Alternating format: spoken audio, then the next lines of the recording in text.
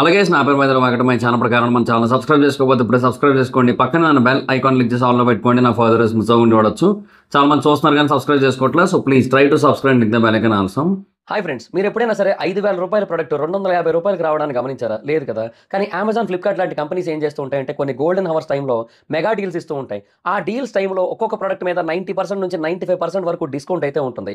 అయితే ఈ డీల్స్ కోసం మీరు కాన్స్టెంట్గా ఆ యాప్స్ చెక్ చేస్తూ ఉండలేదు కదా. కానీ మీకోసం నేను వాటన్నిటిని కూడా కాన్స్టెంట్గా చెక్ చేస్తూ ఉంటాను. అండ్ దాంట్లో ఎప్పుడు ఏ డీల్ పెట్టినా కూడా ఇమీడియట్గా మీకు ఆ ప్రొడక్ట్ని అయితే షేర్ చేస్తాను. మీరు ఇమీడియట్గా ప్రొడక్ట్ని పర్చేస్ చేయొచ్చు దాని నుంచే. అండ్ అంతేకాదు కొన్ని ఎక్స్ట్రాడినరీ ప్రొడక్ట్స్ ఉంటాయి, వాటిని మీరు బయట ఎక్కడ కూడా చూడరు.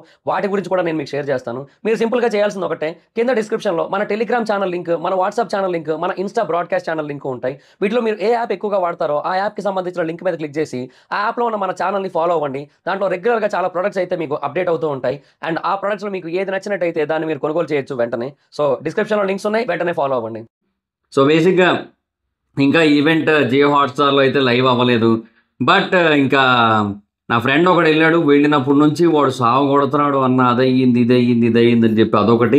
ఇంకా ట్విట్టర్లో కానీ లేదంటే ఇన్స్టాలో కానీ చాలా చోట్ల మనకు ఆ గ్లిమ్స్ విజువల్స్ వచ్చేసాయి. యూనో ఆ టైటిల్ రివీలింగ్ అంతా అయిపోయింది. అండ్ గ్లోబ్ ట్రాటర్తో పాటుగా ఇంకొక పేరు కూడా పెట్టారు, దట్ ఈస్ ఫెనామినల్ అసలు. సో మొత్తం అన్నిటి గురించి మాట్లాడుకుందాం. అండ్ యూనో వీటిలో చాలా డీటెయిలింగ్ ఉందండి. ఎస్పెషల్లీ ఆ గ్లిమ్స్ ఏదైతే రివీల్ చేశారో దాంట్లో కూడా చాలా డీటెయిలింగ్ ఉంది, అది కూడా మాట్లాడుకుందాం. అంటే ఇప్పటివరకు మనకి చూపించిన దానికి దీనికి అసలు సంబంధం లేదు. సో అది కూడా కొంచెం మాట్లాడుకోవాలి. అంటే యాక్చువల్గా హిడెన్ డీటెయిల్స్ అని చెప్పి ఇంకా సెపరేట్గా మాట్లాడుకోవాలి. బట్ ఇప్పుడు వీలైనంత వరకు మాట్లాడుకోవడానికి అయితే ట్రై చేద్దాం. Okay, so first thing Mahesh Babu garu look, అబ్బా ఏమి ఇచ్చిండే అసలు. బేసిక్గా ఈయన మందాకిని లుక్ ఏదైతే ఉందో అది చూసిన తర్వాత అంటే అది కూడా చాలా ఫెంటాస్టిక్ ఉంది. బట్ మేబీ మహేష్ బాబు గారిది కూడా సింపుల్గానే ఉండొచ్చేమో, మేబీ జస్ట్ క్యాజువల్గా ప్రజెంట్ చేస్తారేమో అనుకున్నారు. కానీ ఆ ఫస్ట్ లుక్ ఉందబ్బా, ఆ బ్లడ్, ఆ గాయాలు, వాటన్నిటి మధ్య ఆ లాంగ్ హెయిర్తో అట్లాగా నంది మీద సింహం ఉన్నట్టే ఉంది అసలు నిజంగా. ఇంకొకటి శివుడి రిఫరెన్సెస్. బేసిక్గా మీరు రాజమౌళి గారి ప్రతి సినిమాలో చూసుకుంటే శివుడి రిఫరెన్సెస్ చాలా ఎక్కువగా ఉంటాయి. మనకు ఆ లాకెట్ చూపించినప్పుడే మనకు ఆ రిఫరెన్స్ అనేది తెలిసిపోయింది. అండ్ ఇక్కడైతే చాలా క్లియర్గా ఇంకా అవుట్ రైట్ శివుడినే చూపించారు. నంది మీద త్రిశూలధారి, ఇంకేముంది శివుడు కాక. సో అవుట్ రైట్ శివుడి రిఫరెన్స్ అనమాట. బట్ మహేష్ బాబు గారి లుక్స్ అయితే మాత్రం ఫెంటాస్టిక్ అబ్బా, ఫెనామినల్ అసలు నిజంగా చెప్తున్నా. చాలా అంటే చాలా పకడ్బందీగా ప్లాన్ చేసి, చాలా అంటే చాలా బీభత్సమైన స్టఫ్ దాచుంచి, చాలా అంటే చాలా ఎక్స్ట్రాడినరీ కంటెంట్ ఏదైతే ఉందో అది మనకి ఇంకా చూపించకుండా ఒక గ్లిమ్స్ కోసం, ఫస్ట్ లుక్ కోసం, ఆడియన్స్ని ఎక్సైట్ చేస్తూ ఎంగేజ్ చేయడం కోసం ఒకటి ఉన్న వాటన్నిటిలోకి కూడా ఓకే కొంచెం అంటే మరీ ఏది కూడా రివీల్ అయిపోకూడదు టూ మచ్గా. అంటే మనకు ది బెస్ట్ ఇంకా అనుకుని కొన్ని ఉంటాయి, అలాంటివి రివీల్ చేయరు యాక్చువల్గా రాజమౌళి గారు. సో అలా రివీల్ చేయొద్దు అనుకున్నవి ఏవైతే ఉంటాయి వాటిని ఇంకా ఆపేస్తేనే ఇంకా మిగతా వాటిల్లోంచి ఏదో ఫ్యాన్స్ కోసం అన్నట్టుగా ఒక గ్లిమ్స్ ఇద్దాం అనుకుంటేనే ఇలా ఉందంటే just imagine the remaining cinema. ఒక్కసారి ఊహించుకోండి ఇంకా బా ఏముందబ్బా లుక్ అయితే మాత్రం. అంటే దీన్ని మీరు ఏదో తెలుగు సినిమాలాగో దీని ఏదో ఇండియన్ సినిమాలాగో మీరు చూడకూడదు. ఎందుకంటే it's a movie that made for entire world including India. India కోసం కూడా తీస్తున్నారు. బట్ దీని సబ్జెక్ట్ కానీ ఆ కాన్సెప్ట్ కానీ అదంతా కూడా it's like it is for world, it is for entire world.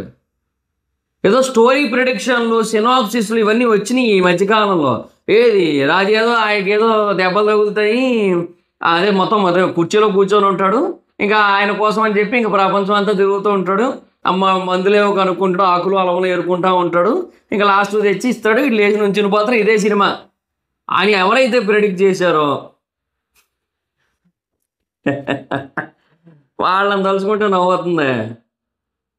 In fact నన్ను తలుచుకొని కూడా, ఎందుకంటే నేను కూడా ఇంకా చాలా డీటెయిల్స్ ఉండుండొచ్చు, దీంట్లో లేయరింగ్స్ వేరే ఉండుండొచ్చేమో, కానీ ఇది మెయిన్ కోర్ సబ్జెక్ట్ అయ్యి ఉండే ఛాన్స్ ఉందని చెప్పి నేను కూడా అనుకున్నాను. ఆ వీడియో ఏదైతే లీక్ అయిందో అప్పట్లో దాన్ని బట్టి కట్ చేస్తే ఇక్కడ మైండ్ బ్లోయింగ్ అసలు.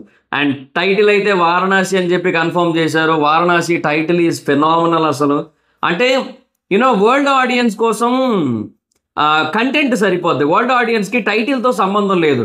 RRR తీసుకోండి, బాహుబలి తీసుకోండి, ఆ పేర్లు ఏవి కూడా వరల్డ్ వైడ్ నేమ్స్ కాదు, బట్ అవి వరల్డ్ వైడ్గా క్రియేట్ చేసిన సెన్సేషన్ వేరు. RRR అసలు పేరే కాదు, అది ఒకే అక్షరాన్ని 3 సార్లు చదువుతారు అంతే. సో అలాంటి ఒక పేరు పెట్టి అది కూడా ఒక టైటిల్ అని వాళ్ళందరికీ చెబితే they don't care about title. Just ఏంటంటే ఒక ఐడెంటిఫికేషన్ ఉండాలి. కాబట్టి ఇప్పుడు వెరైటీ వాడు కూడా స్ట్రీమ్ చేస్తున్నాడు ఇంటర్నేషనల్ ఆడియన్స్ కోసం.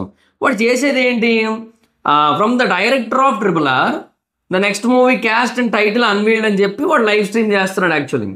సో ఇది పాయింట్, అంటే ఒక ఐడెంటిఫికేషన్ ఉండాలి కాబట్టి దానికి ఒక పేరు ఉంటుంది. కానీ వెస్టర్న్ ఆడియన్స్కి ఏంటంటే పేరుతో పెద్ద మ్యాటర్ కాదు, కంటెంట్ మ్యాటర్స్. అవతార్ అనే పేరు బేసిక్గా వాళ్ళకి ఎవరికి కూడా అసలు సంబంధం లేని పేరు. అది మన పేరు, అది మన పదం. అది అవతార్ అనేది మనకు సంబంధించింది. అది దాన్ని తీసుకెళ్ళి ఆయన పెడితే అదే ఇప్పుడు నెంబర్ 1 సినిమా అది, అంతే కదా, వరల్డ్లో నెంబర్ 1 హైయెస్ట్ కలెక్టెడ్ సినిమా అది. సో పేరు కాదు, కంటెంట్ మ్యాటర్స్.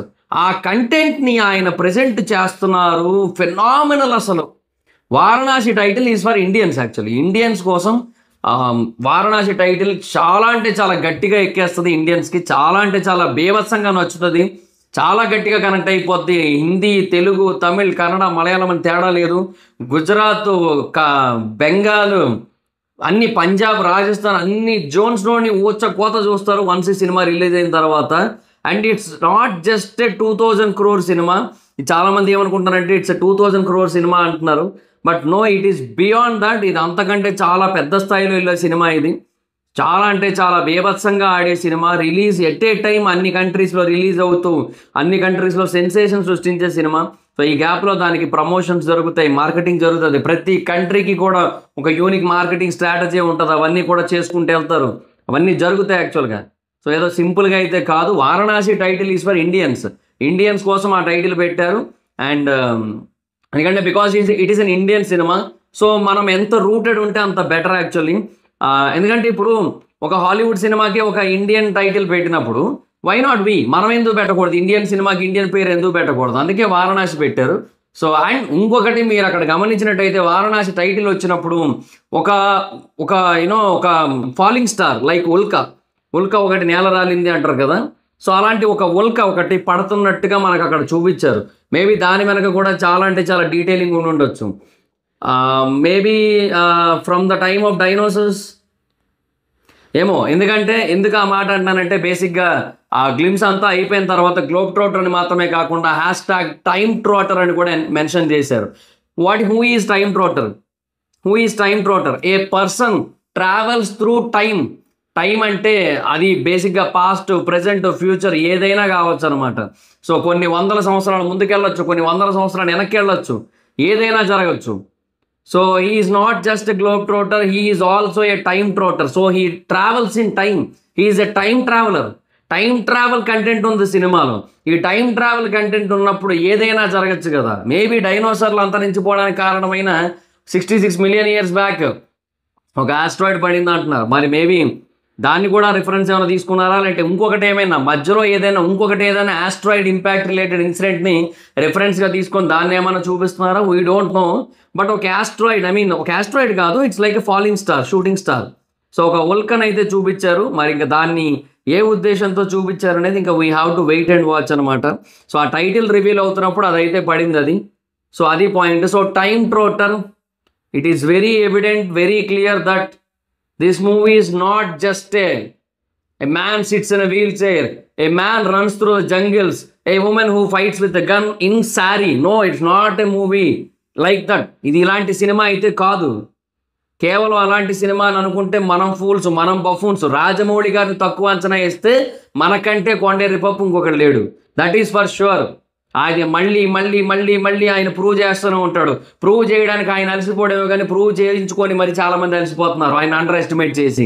అదేంది అలాగుంది, ఇదేంది ఇలాగుంది.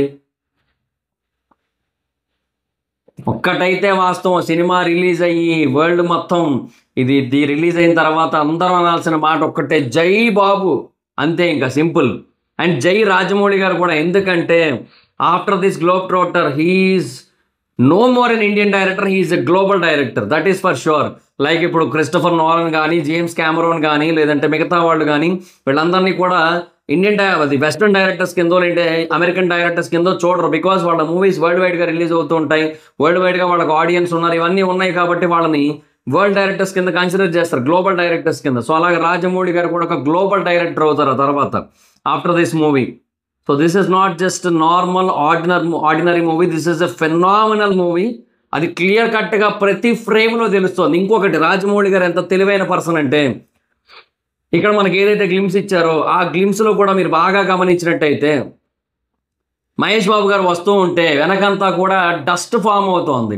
ఓకే, అఫ్కోర్స్ నంది పరిగెడుతూ ఉంది, వెనకంతా కూడా దుమ్ము లేస్తోంది, అందుకే ఆ డస్ట్ అయితే ఫామ్ అయింది. ఆ డస్ట్ నుంచి మనకు వస్తున్నట్టుగా వచ్చి మనకైతే కనబడతారు చేతిలో త్రిశూలం పట్టుకొని. కానీ ఆ డస్ట్ అనేది ఎందుకు ఫామ్ చేశారో చెప్పనా, ఈ గ్లిమ్స్లో మట్టుకు దాన్నే ఎందుకు చూస్ చేసుకున్నారంటే బ్యాక్గ్రౌండ్ డీటెయిల్స్ ఏవి కనబడకుండా, బ్యాక్గ్రౌండ్ డీటెయిల్స్ ఏవి కూడా బయటికి రాకుండా, అవి ఏవి కూడా బయటకు రావద్దు అన్న ఉద్దేశంతోనే బేసిక్గా ఇదంతా కూడా చేశారు.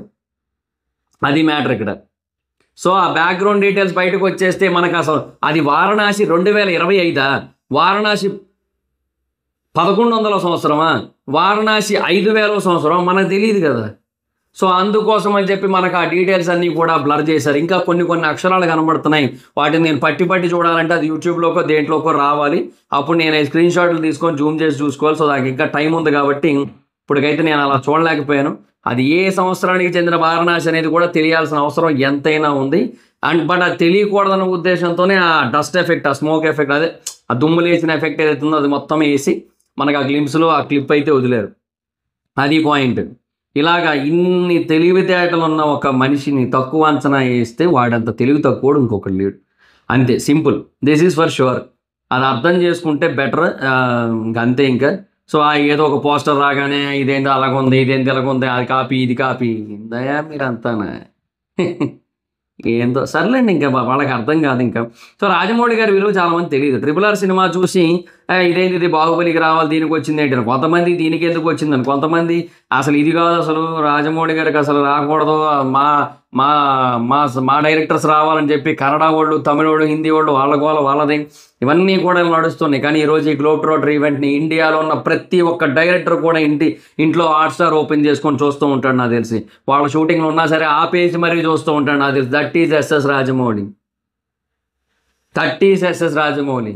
ఆయన ప్రపంచాన్ని తన వైపు చూడగలిగేలా చేయగలిగాడు, చూసేలా చేశాడు. ప్రతి ఒక్కరు ఇప్పుడు ఆయన కోసం చూస్తున్నారు. ఆయన సినిమా ఏంటి, నెక్స్ట్ మూమెంట్ ఏంటి, ఆ సినిమా ఎలా ఉండబోతుంది. ఇది 2 పార్ట్ల సినిమా అని ఫస్ట్ అన్నారు, బట్ తర్వాత ఫైనల్ అయింది ఏంటంటే ఒక పార్ట్ సినిమానే, బట్ 3 గంటల 30 నిమిషాల డ్యూరేషన్ రాబోతోంది ఈ సినిమా. జస్ట్ ఇమాజిన్, 3 గంటల 30 నిమిషాల రాజమౌళి గారి మ్యాడ్నెస్ ప్రపంచం మొత్తం చూడబోతోంది. That is for sure. ఇంకా ఇది వన్స్ రిలీజ్ అయిన తర్వాత దీనికి వచ్చే రెస్పాన్స్ కోసం నేను ఈగర్లీ వెయిటింగ్. నేను వరల్డ్ వైడ్ ఆడియన్స్ రెస్పాన్స్ కోసం వెయిటింగ్ నేను.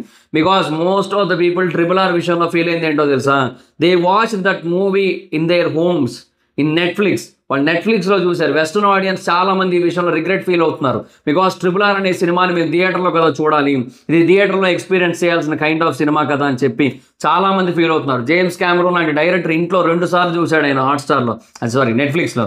RRR ఇప్పుడు అంటే ఇది హాట్స్టార్లో వస్తుంది కదా, సో అలా వచ్చింది. నెట్ఫ్లిక్స్లో 2 సార్లు చూశాడు ఆయన. సో వై, ఎందుకు? బికాస్ ఆయనకు ఒకసారి చూసినప్పుడు కలిగిన సాటిస్ఫాక్షన్ రెండోసారి కూడా అలాగే కలుగుతుందా లేదా అనేది తెలుసుకోవడం కోసం. అండ్ అలాగే కలిగిన తర్వాత ఆయన వచ్చి రాజమౌళి గారితో షేర్ చేసుకున్న వీడియో మనం అందరం చూసాం. So he is not just an ordinary director. Rajamouli గారి కిందకి పడిపోవడం కోసం చాలామంది ఎదురు చూస్తూ ఉంటారు. అండ్ ఇంకొకటి, మన తెలుగు సినిమా ప్రపంచ స్థాయికి వెళ్తుంది అని ఆలోచించకుండా కొంతమంది ఏంటంటే వాళ్ళ హీరో ఎక్కడికో వెళ్ళిపోతున్నాడు, మన హీరో ఏమో ఇక్కడిక్కడే, ఇలాంటి కైండ్ ఆఫ్ ఐడియాలజీలు కూడా కొంతమందికి ఉన్నాయి. ఈ ఐడియాలజీల వల్ల కూడా ఈ సినిమా గురించి కొంతమంది నెగిటివ్గా మాట్లాడుతున్నారు. అవన్నీ పక్కన పెట్టేసింది. దీన్ని ఒక ఇండియన్ సినిమాలో చూడండి. ఇండియన్ సినిమా గ్లోబల్ స్టేజ్కి ఎలా వెళ్తుందనేది చూడండి. దీని మార్కెటింగ్లు చూడండి. తర్వాత ఇలాంటి కైండ్ ఆఫ్ మార్కెటింగ్లు ఫర్దర్గా మనకు వేరే సినిమాలు కూడా ఉపయోగపడచ్చేమో, ఎందుకంటే రాజమౌళి గారి మార్కెటింగ్ స్ట్రాటజీస్ ఆ లెవెల్లో ఉంటాయి కాబట్టి. సో చూడండి ప్రతి ఒక్కటి కూడా. అండ్ ఇంకొకటి, ఈ సినిమాలో ఉన్న కంటెంట్ గురించి డెఫినెట్గా చెప్తున్నా, మనమైతే మాత్రం ఎంత గింజుకున్నా ఎస్టిమేట్ చేయలేం, బుర్రలో బాధీసుకున్నా ఎస్టిమేట్ చేయలేం. మన వల్ల కాని పని, మనకు అవ్వదు అది. మనం ఎంత ట్రై చేసినా కూడా యాజ్ ఇట్ ఈస్గా అయితే మనం ఎస్టిమేట్ చేయలేం. యాస్టీస్గా అయితే మనం అనాలిసిస్ చేయలేం. సినిమా రిలీజ్ అయినప్పుడు ఆ రోజు నోరు ఎల్లబెట్టుకొని అని చూడటమే తప్ప మనం చేయగలిగేది ఏమీ లేదు. That is what SSMB, that is what Rajamouli గారు, ఎస్ఎస్ రాజమౌళి గారు, that is what these two combination. So that is the point. అంతే చెప్తున్నా కదా, ఈ సినిమా రిలీజ్ అయిన తర్వాత రికార్డులు ఉండవు, ఏముండవు. ఇంక ఇండియన్ సినిమా రికార్డులు ఉండవు, గ్లోబల్ రికార్డ్స్ ఉంటాయి. ఇండియన్ సినిమాకి గ్లోబల్ రికార్డ్స్ ఉంటాయి. ఇండియన్ సినిమా గ్లోబల్గా టాప్ 100లోకి వెళ్ళిపోయినా కూడా మనం ఆశ్చర్యపోనక్కర్లేదు. బట్ ఐఎమ్ మేబీ నాకు కొంచెం ఓవర్ ఎక్స్పెక్ట్ చేస్తున్నానే ఫీలింగ్ నాకు కూడా వస్తుంది. బట్ ఎక్స్పెక్ట్ చేయడంలో తప్పు లేదు, ఎక్స్పెక్ట్ చేయడంలో తప్పేం లేదు. అది నా పాయింట్. అయితే ఏమో ఎంతైనా వర్కౌట్ అవ్వచ్చేమో చెప్పలేంగా, అది నా పాయింట్ అయితే. సో నాకైతే మాత్రం మెంటల్ మ్యాడ్నెస్. నాకు ఆ టైటిల్ రివీల్ చేసిన విధానం కానీ, ఆ గ్లోబ్ ట్రోటర్, టైమ్ ట్రోటర్ అని చెప్పింది కానీ, ఆ గ్లిమ్స్ కానీ, ఆ వారణాసి విజువల్స్ కానీ, నంది మీద త్రిశూలధారిగా మహేష్ బాబు గారిని చూపించిన తీరు కానీ, everything is phenomenal, everything is fantastic, everything is top notch. మొత్తం అంతా కూడా బ్యాంగర్ అంతే. ఇంకా 1% కూడా తక్కువ కాదు. అసలు ఆ థాట్ కూడా రాట్లా, బా అనే కైండ్ ఆఫ్ ఫీలింగే ఉంది మొత్తం అంతా కూడా. నాకైతే చాలా అంటే చాలా బాగా నచ్చింది. మీకు ఎలా అనిపించిందో కింద కామెంట్ సెక్షన్లో చెప్పండి. So that's it guys, the video కనుక మీకు నచ్చినట్టయితే లైక్ చేసి వీడియోని షేర్ చేయడం కారణం మన ఛానల్ సబ్స్క్రైబ్ చేసుకోకపోతే ఇప్పుడే సబ్స్క్రైబ్ చేసుకోండి. పక్కనే ఉన్న బెల్ ఐకాన్ క్లిక్ చేసి ఆల్లో పెట్టుకోండి. నా ఫర్దర్స్ మిస్ అవ్వకుండా చూడొచ్చు. చాలా మంది చూస్తున్నారు కానీ సబ్స్క్రైబ్ చేసుకోవట్లేదు. So please try to subscribe, click the bell icon also. నా ఇన్స్టాగ్రామ్ ఐడి ఎవరు మాత్రం అక్కడ వచ్చి ఫాలో అవచ్చు. థ్యాంక్ యూ సో మచ్ గా బాబా. Next video bye.